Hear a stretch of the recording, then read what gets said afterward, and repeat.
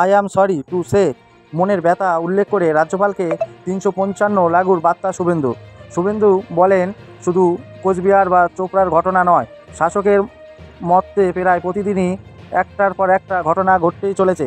রাজ্যের কোনো আইন শাসক নেই। রাজ্যের সংবিধান প্রধান হিসাবে রাজ্যপালের উচিত অবিলম্বে কেন্দ্রের কাছে এ ব্যাপার লিখিতভাবে জানানো।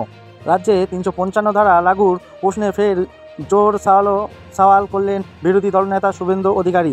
কোচবিহার এবং চোপড়ার ঘটনাকে সামনে রেখে সাংবাদিকদের মুখোমুখি হয়ে শুভেন্দু বলে, শুধু কোচবিহার বা চোপড়ার ঘটনা নয়, শাসকের মতে প্রায় প্রতিদিনই একটার পর একটা ঘটনা ঘটতেই চলেছে।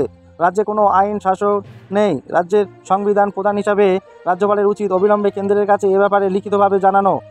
শুভেন্দু অধিকারী এত বলেন, যে কোনো রাজ্যের আইন শৃঙ্খলা রাজ্যর একত্র ভুক্ত, এক্ষেত্রে কেন্দ্র সরাসরি করতে পারে না, তারা শুধু রিপোর্ট চাইতে পারে। আমরা বলছি না যে মুখ্যমন্ত্রী মমতার নেতৃত্বে সরকারের অর্থনৈতিক কিংবা প্রশাসনিক ক্ষমতা কেড়ে নেওয়া হোক।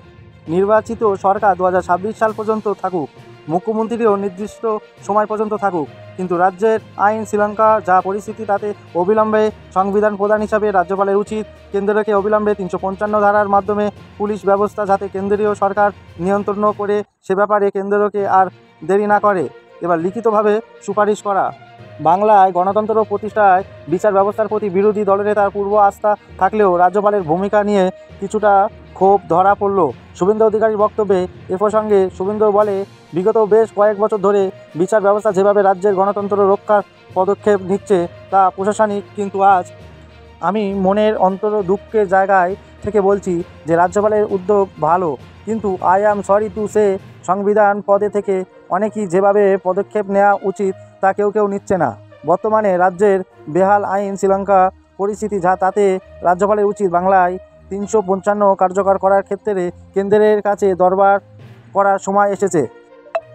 রাজ্যপাল সিবি আনন্দ বোসকে বার্তা দিয়ে বিরোধী দলনেতা শুভেন্দু অধিকারী এদিন আরও বলেন, রাজ্যের ৪০ থেকে ৫০টি থানা এলাকার আইন অন্তত শোচনীয়।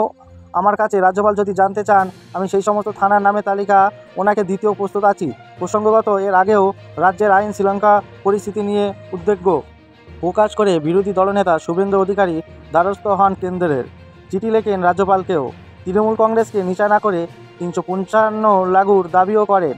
এবার কোচবিহার চোপড়া সহ ঘটে যাওয়া ঘটনা পরিপ্রেক্ষিতে ফের রাজ্যের ৩৫৫ কার্যকর করা নিয়ে রাজ্যপালের উপর চাপ বাড়ালেন বিরোধী দলনেতা শুভেন্দু অধিকারী। রিপোর্ট ইনসাফ টিভি বাংলা।